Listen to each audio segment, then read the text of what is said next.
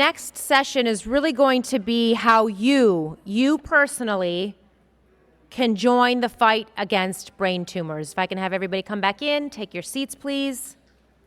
This session is going to review opportunities for patient, oh, there are the chimes. Yay, okay, chimes are back on. All right, I'm just gonna repeat that sentence for people who are just joining us. This next session is how we as individuals can help and join the fight against brain tumors. This session is going to review opportunities for patient engagement in research, highlight the partnership and advocacy with the patient, very, very critical, and how to best foster interaction, which most of us should care very deeply about because this is our lives we're talking about and the lives of our loved ones. Dr. Ugonma Chukwueke, or Dr. Ugo, as she likes to be called, is a neuro-oncologist in the Center for Neuro-Oncology and Center for Central Nervous System Lymphoma. At the Dana-Farber Cancer Institute, Dr. Ugo is engaged in clinical research efforts of novel therapies in the treatment of primary and metastatic brain tumors and is the Neuro-Oncology Program Liaison to the Center for Cancer Therapeutic Innovation at Dana-Farber. Do you have any spare time, Dr. Ugo? Please make your way to the stage.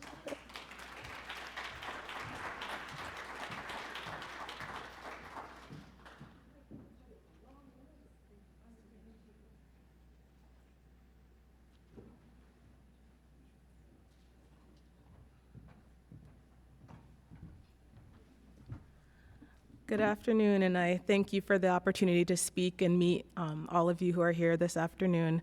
So again, my name is Ugonma Chukwueke. I'm a neuro-oncologist at the Dana-Farber Cancer Institute in Boston, and I'm really excited to talk to you guys about how patients and families can really get engaged in clinical research. So I have no disclosures. So just a couple of objectives for this afternoon that I hope we can get across. So I want to discuss first what are the basics of clinical research, why and how patients and caregivers are so critical to clinical research, and very importantly, how can we ensure that all patients with a brain tumor have the opportunity to participate in research? So what is clinical research? So broadly, clinical research is the study of health and illness. So anything in people regarding health or illness can be studied. So we generally think about clinical trials or clinical research as broken down into two broad categories. One being observational, so meaning that we study patients over time to really gather information and really understand what's going on, and to really try to follow the changes, what we call the natural history of a disease in people over time. And then interventional, which really forms the basis of clinical trials. This is what allows us to study new interventions or new strategies, particularly with primarily focusing on the safety or efficacy of a specific intervention. So why do we continue to talk about clinical trials? So many of you are probably familiar with the National Comprehensive Cancer Network, or the NCCN. And the NCCN very regularly puts out guidelines regarding the management of different cancers. So what I have displayed on the screen is the most recent compendium or guidelines for the management of central nervous system cancers. This is put together by probably some of the people who you've already heard from today during the course of the day: neuro-oncologists, neurosurgeons, radiation oncologists, and medical oncologists. And I wanted to bring this to your attention because very early on, very early in this document, the NCCN puts out a very strong statement, which I think really forms the basis for how we approach taking care of patients with brain tumors. So with respect to clinical trials, the NCCN believes that the best management for any patient with cancer is a clinical trial. Therefore, participation in clinical trials is especially encouraged, obviously when possible. So I think some of the other speakers already walked you through this, but just to level set, this is how we sort of think about the framework of clinical trials. So from what we call preclinical, moving on to what's known as phase 1, where generally the primary endpoint is looking at safety. Phase 2, where we've already understood what the safety signal is and what the dose that is tolerated for a particular intervention is. We start to look at efficacy. And then as we move on to later phases of trials, to phase 3, we're really looking to see, is it better than the standard of care? Beyond that, assuming the drug has made it to market, that's when we're looking at any other evidence of ongoing efficacy or anything that's concerning us with respect to the intervention. So again, the real crux of this talk is why and how are patients and caregivers so critical to clinical research? So I'm gonna what I have on the screen is just a couple of examples really highlighting why we really are passionate about the work that we do. So I have on the screen a couple of articles of trials or clinical trials which have really changed practice for management of patients with different types of brain tumors.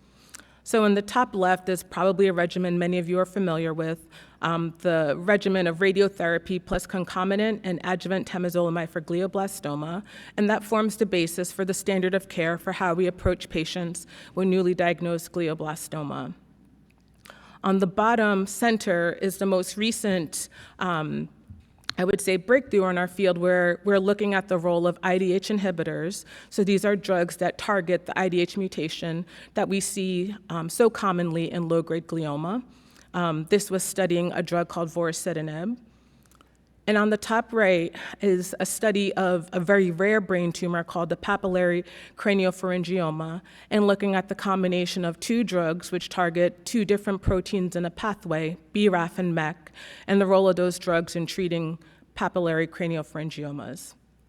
And again, really just to drive home the point that none of this could have been brought to bear without the partnership between patients, caregivers, and researchers. So I'm gonna take you guys to my clinic.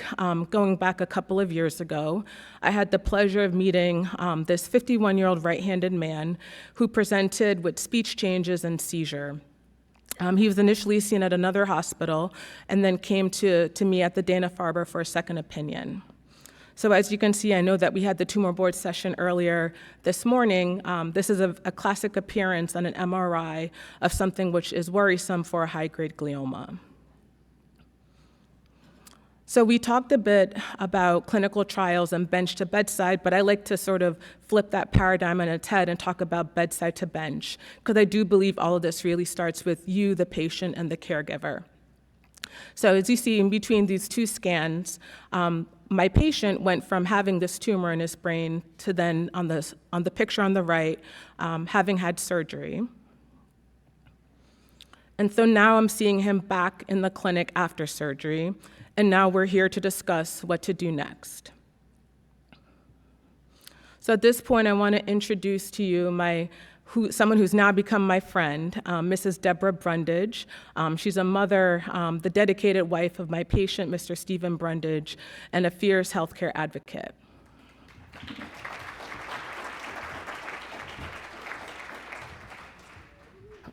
Can you guys hear me? So there's two things I just want to share before I start. The first is, it's been 18 months since I lost my husband, so bear with me. I still get emotional. And the second thing is, this is my journey, and it may not be yours, but I thought it was important just to share my story.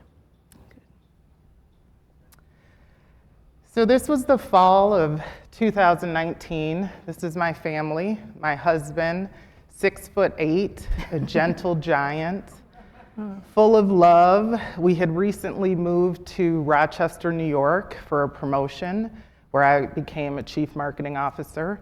Everything was wonderful. We had a 4-year-old and a 6-year-old. And my husband's motto, which became his motto throughout his care, was humble, happy, and healthy. And that's exactly what we were. He was a devout Christian. He carried an index card in his car with Philippians 4:13, which said, I can do all things in Christ who strengthens me. And he believed that until the end. So fast forward, 2020, everyone knew this was when the pandemic hit. It was a very stressful time, 2 children. We suddenly became teachers. They were homeschooled. Unfortunately, both of us lost our jobs due to restructuring. So it was a very, very stressful time.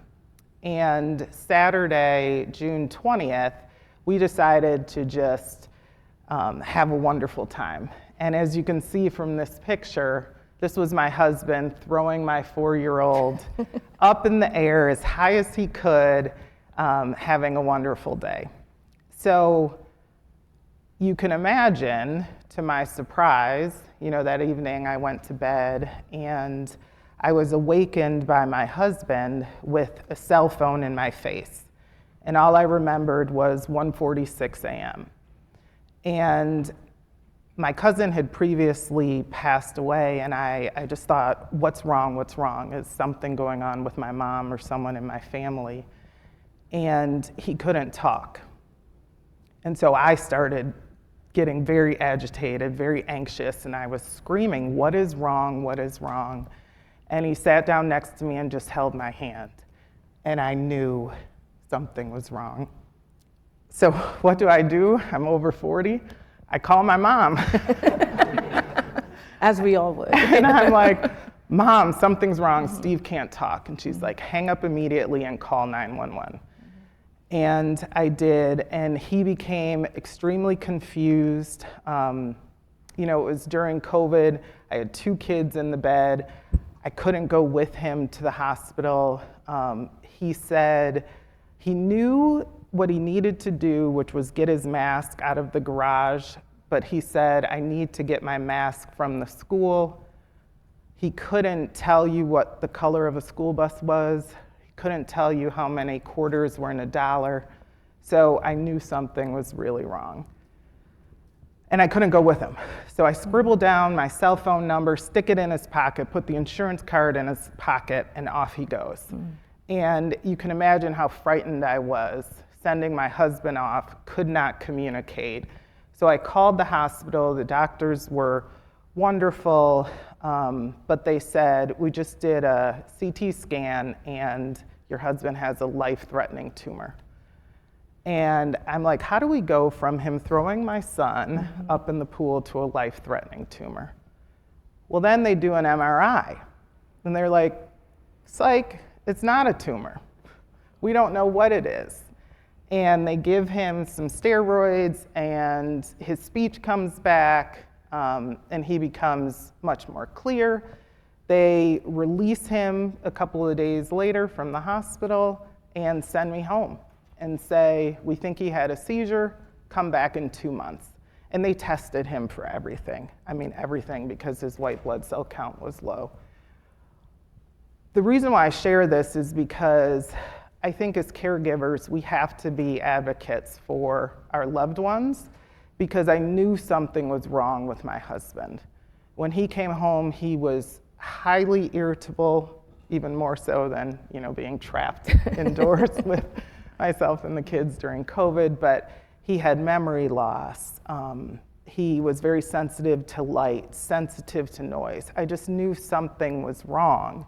And I kept calling, and finally they agreed to do an MRI. And within a month, we found a tumor. So I share this again because I believe you have to find your superpower. And my superpower, I think, and I've been told by my family and friends, is that I'm able to synthesize very complex data to come up with solutions. I'm also a planner. So I knew in meeting Dr. Chukwueke, I was like, what is plan A, B, C, and D? And running businesses, I just used my business mindset and tried to leverage that for my family. And being an educated person, literacy does not equal health literacy. Like, I knew nothing about cancer, about brain cancer, about anything. And I just became hardcore about figuring out, how am I going to save my husband?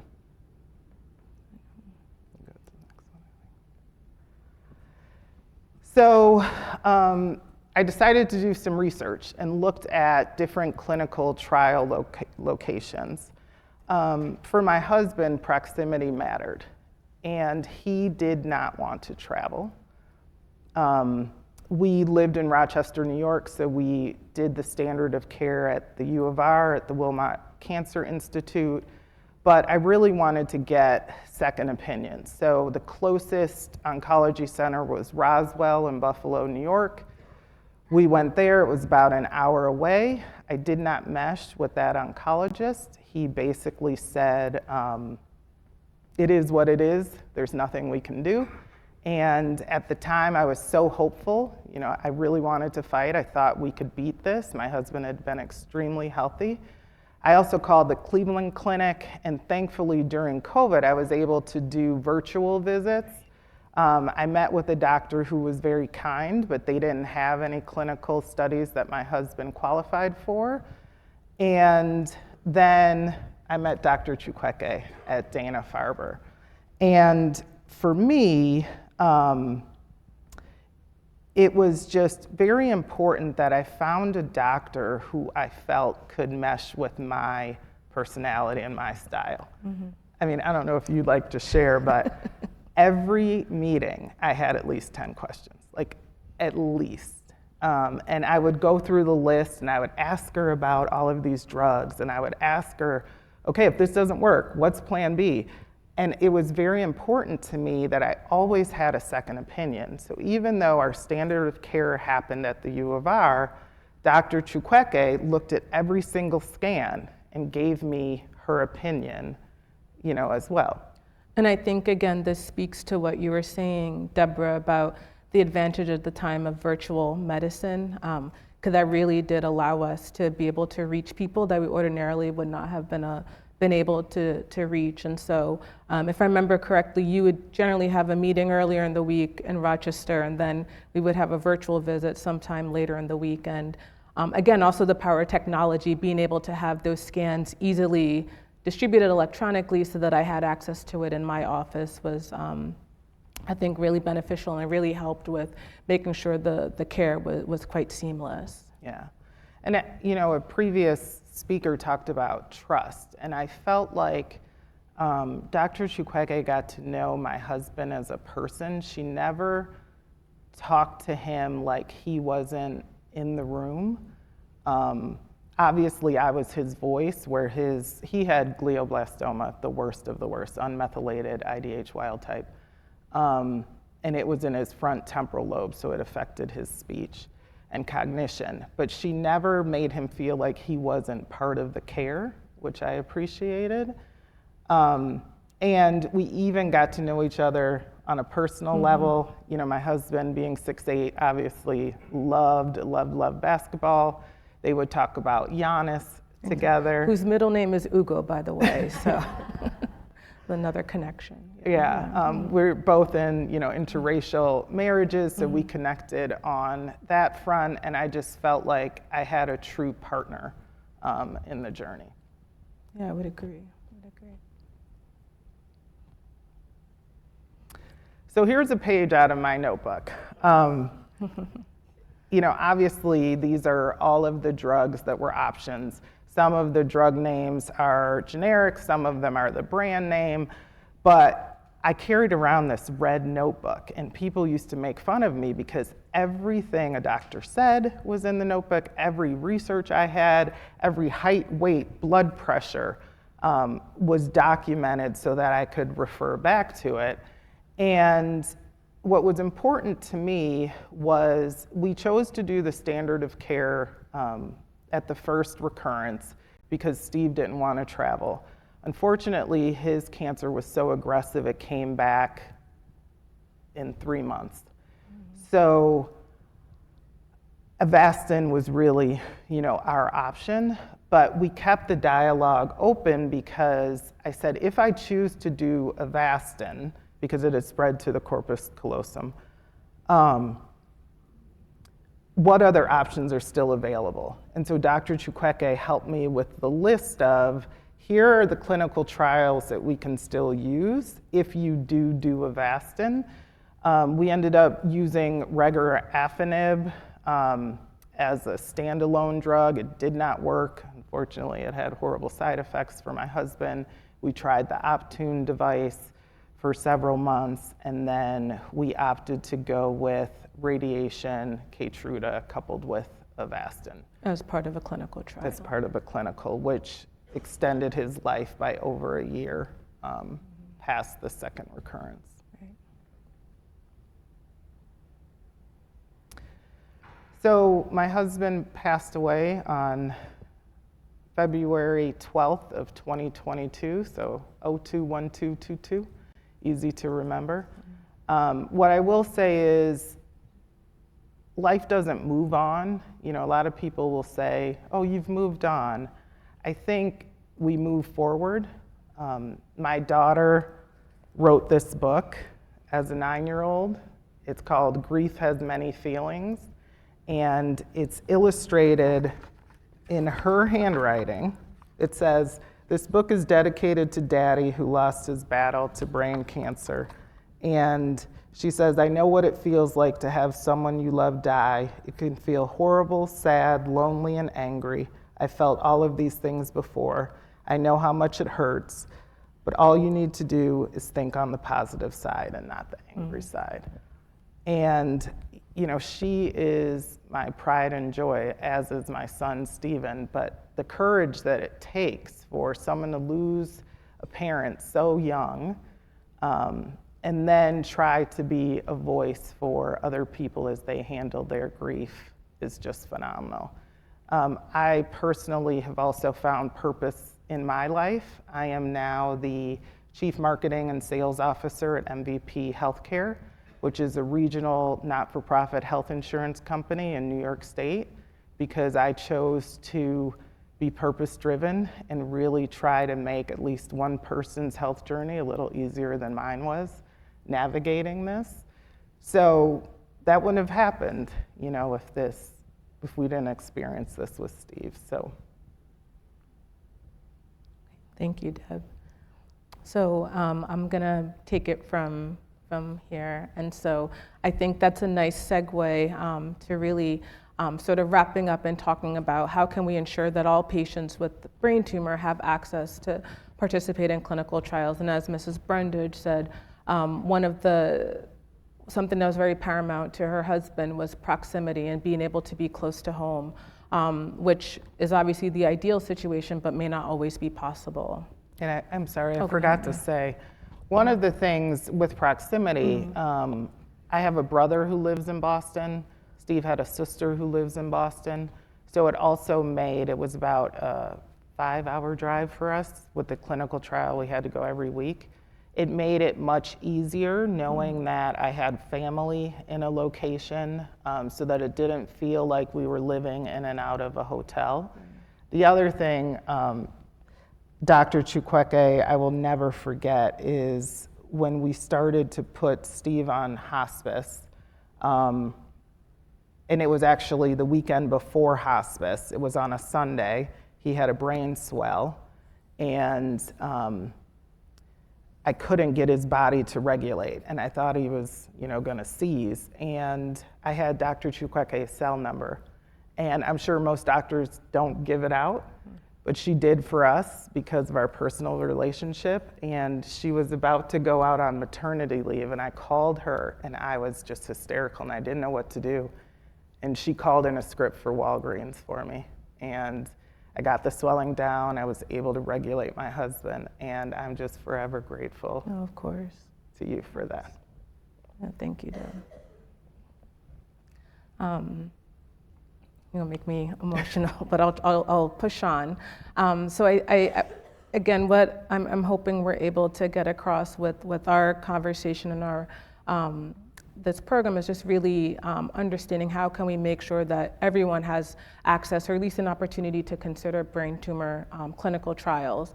And so I like to start with this. If any of you have heard me speak before, I like this image. And it really speaks to me about the moral imperative that we have to ensure that people have access to care. So as you can see demonstrated in the image, I did borrow it from Google. The top left demonstrates inequality. So you can see the two little kids at the apple tree trying to get access to the apples. One child, the tree's bent towards them, they can easily get the apple that's dropping, where the other kid, the tree's bent away from them.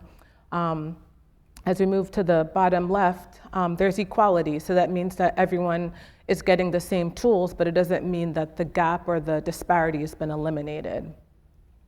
Up to the top left, it's a little better, top right, I apologize, it's a little better. There's equity. So the tools are more customized to what the person needs. But obviously what we want is justice, so meaning that there's better access to whatever anyone needs or requires, but also the tools that they need are also provided. And so that's really how I approach healthcare and my work. So we've looked at what the potential barriers are to patients with brain tumors, and they're not too dissimilar to what the barriers to care for patients with other diseases or cancers are.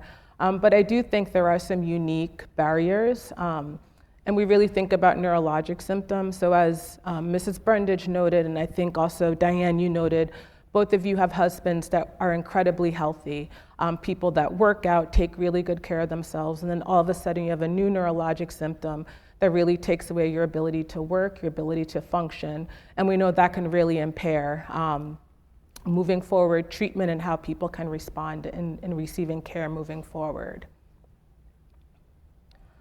One thing that we've also looked at are what are the barriers in terms of where are the potential gaps in care along the treatment pathway.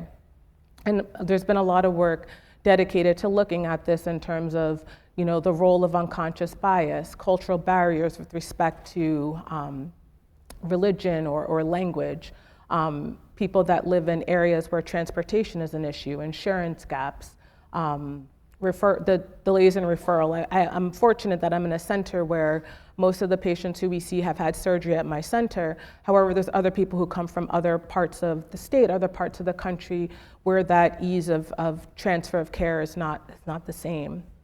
And also, one thing, as all of you have learned today, is as we're looking so much more closely at pathology and genetics, being able to have that information readily available at the time you're meeting your oncology team. And again, I think you've already pointed out, Mrs. Brundage, how we think about literacy versus health literacy. So health literacy, we know, does not equal literacy. And for patients with brain tumors, people that are incredibly smart, talented, educated, the role of their brain tumor, how that can impact their neurologic status, so impacting cognition, mobility, vision, or hearing. So we know that this also can impact your ability to really understand what's being presented to you. And so this is some of the work that a few of us in the room have been working on over the past couple of years, really looking at what are the barriers to accrual and enrollment onto brain tumor trials. And a lot of what I just presented really came out of the work from this group, also including the ABTA in this work as well. And so now that we're moving hopefully from a point of just descriptive and describing health disparities to now what can we do about it? And so, some of the interventions that we think about should be geared at each of those potential challenges and pitfalls along the path of someone's care. So if language is a barrier, if health literacy is a barrier, we need to be able to provide patient navigators, interpreters. We know that there's racial and ethnic disparities with respect to when hospice and palliative care are introduced. So again, really trying to address those barriers such that if this is not a disease that can be cured, at least we can make sure that everyone has optimization of their quality of life and their dignity in this process. So just a couple of points to take home. So as we talked about, as a field, as a community, we believe that clinical trials are the best management, if at all possible, for patients with brain tumors. We know that clinical research has the potential to change how we approach and how we treat patients with brain tumors. And again, clinical research really begins with you as the patient. We don't have a job if we don't have people that are dedicated and really helping us push the field forward. We recognize that there's unique challenges that patients with brain tumors face that may not be seen in other cancers or other diseases. And at work, I have a badge that says, "Ask me about my research." And I think that speaks to what Mrs. Brundage and Diane, what you also said, in terms of asking about research. Be curious. You know, you have to be an advocate, like you guys have already said, for your family members. So just ask your doctor. And with that, I think that's all we have.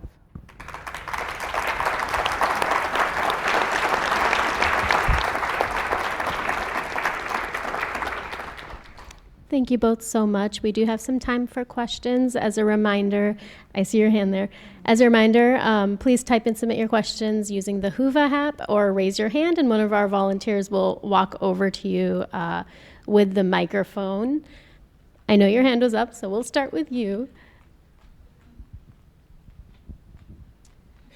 Thank you both for sharing. I did ask a question in WOVA also. I asked about the financial disparity with receiving health care as well, because, you know, there's some other, you know, things. But the question that I asked on the floor today, you talked about literacy and health literacy do not equal each other. I stand before you, I'm a nurse. I've been a nurse for over 30 years, but my clinical expertise is women's health, labor and delivery, neonatal ICU.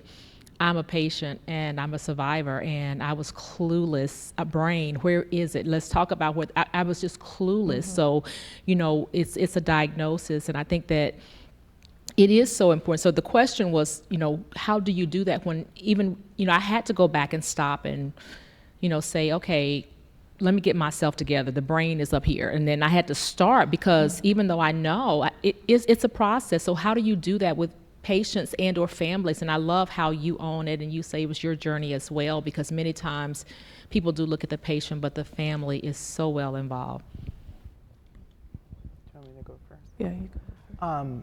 So I was fortunate enough that I was able to be a full-time caregiver for my husband. But I will say Dana-Farber was extremely gracious, knowing that we did not have income.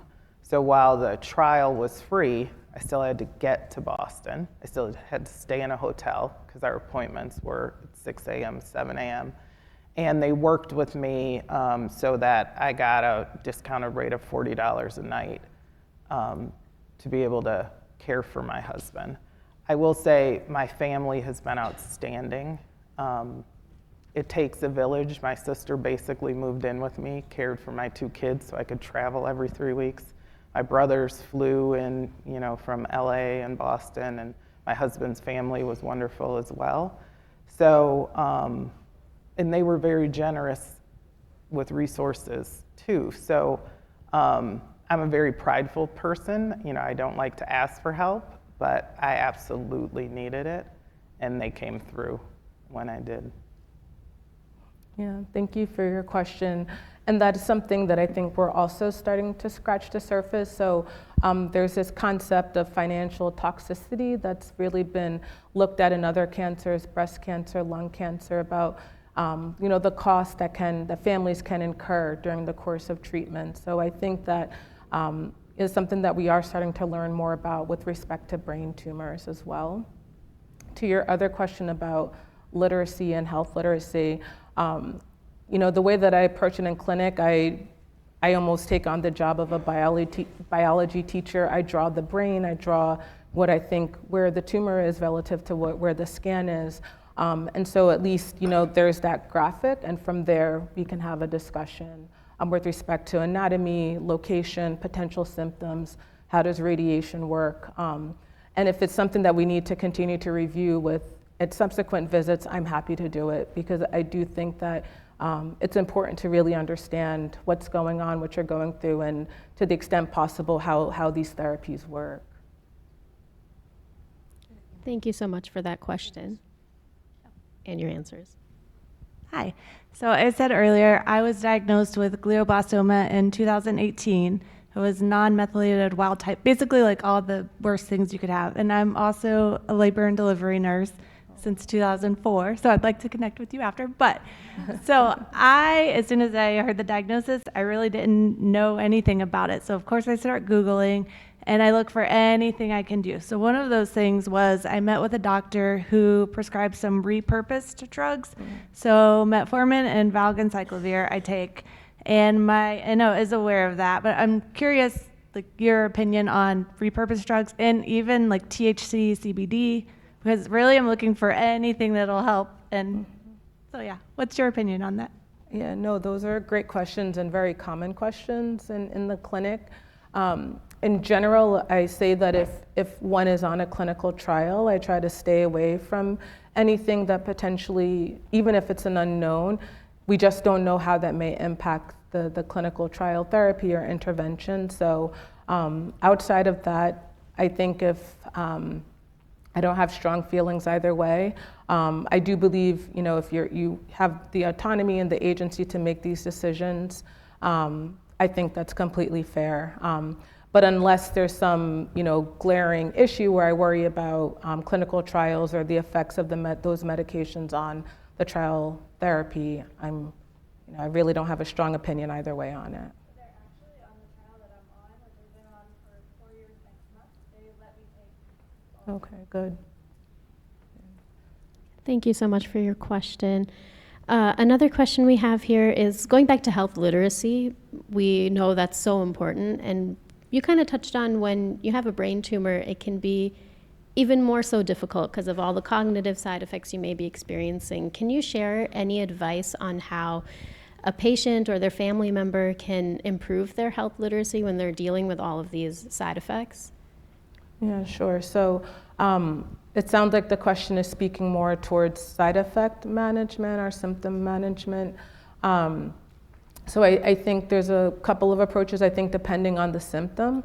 There might be strategies for how to help with symptoms. So for example, one of the more common symptoms or side effects people may know, particularly those who are used to being quite high functioning, is around cognition and memory. And so we know that, at least where I'm located, we do have speech language pathologists and cognitive therapy programs that are fortunately now in person, because of some of the COVID restrictions being dropped.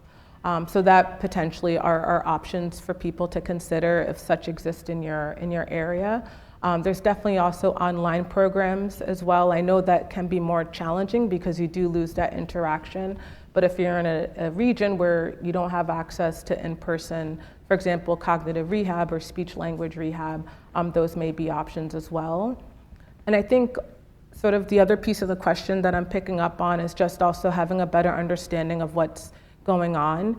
And to that, I really do think it boils down to the relationship that you have with your physician or with your medical team. I've heard people already talk about today that they Googled things and that was not a good idea. I think there's a lot of misinformation out there, so it's important that you're going to the accurate sources in order to get the information that you need. I think you can also just ask the question, like, what does this do in the brain? Mm-hmm. And what happens if it doesn't work? Like, we had great dialogue. I don't even remember all the parts of the brain, but I remember this affects speech, this affects executive function. And I think just asking increases health literacy too. Right. Thank you so much. That's great advice. Another question we have here is asking about advocacy. How can patients and their families best advocate for improved outcomes in research? Yeah, how much time? So I think obviously organizations such as this one, ABTA, organizations that are dedicated to patient advocacy and raising awareness are obviously good places to start. I'm hoping that we can become like the breast cancer advocacy group. Those patients and caregivers are loud, they're proud, they don't take no for an answer. And I hope that we can all collectively be part of that kind of effort as well for brain tumors. Thank you so much. Another question we have here is Deborah, this is for you. So kind of managing all of the appointments, managing the notes. You shared that picture, and I think a lot of us can relate to what that notebook looks like, because I'm sure a lot of our notes look like that too. How how did you manage that? Were there resources that you used as a caregiver that helped you to best advocate for your husband? I mean, I shared one of my superpowers as being a planner. So I literally bought a calendar and I mapped out, you get an MRI every 4 weeks. When we did the trial, I knew every 3 weeks we have to go. And I would say, who's on deck? Like, who's taking care of my kids? And I was also working for some of that. I would say, my kids' school really stepped in. I had meals delivered 4 days a week. I didn't have to worry about feeding my family. It was, I am here to keep my husband alive for as long as possible and have the best quality of life. That's another thing, that was extremely important to him. He wanted to be functioning for as long as possible. And like I said, I think it just takes a village. And it was, people just dropped off groceries. And often, people ask you, what can I do for you? And it's hard to say, can you go grocery shopping? But sometimes you have to say, I don't have milk, or my kids love Chipotle. If you can, do an order for 4, that would be wonderful.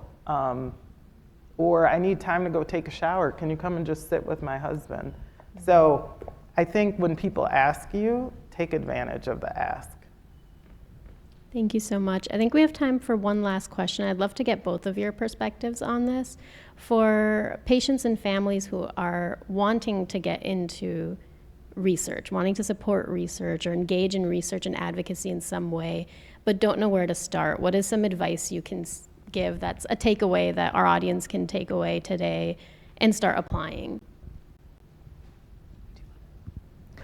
I mean, I would start with your current doctors. Like, I asked the University of Rochester if they were aware of clinical trials and who they would recommend. I did my own research and I even called places and asked for appointments. People will usually schedule you if you can get there. You're right, Google is a little scary, but it was helpful in my research on different types of drug trials. So. Yeah, I would agree. I think starting with your medical team is probably a good start. I think one of the other physicians mentioned earlier that most of us know what's going on and where things are going on. So even if it's not something that maybe at our own institution, we work together, we collaborate, and we may have insight in what might be happening elsewhere. So I think that's probably a good place to start. Thank you so much. And before I hand it back to Diane, I did want to mention Deborah was so wonderful. She donated a few of the beautiful books that her daughter wrote, and we will have them available in tomorrow's parenting session. So if you're attending, you will have an opportunity to pick one of those up.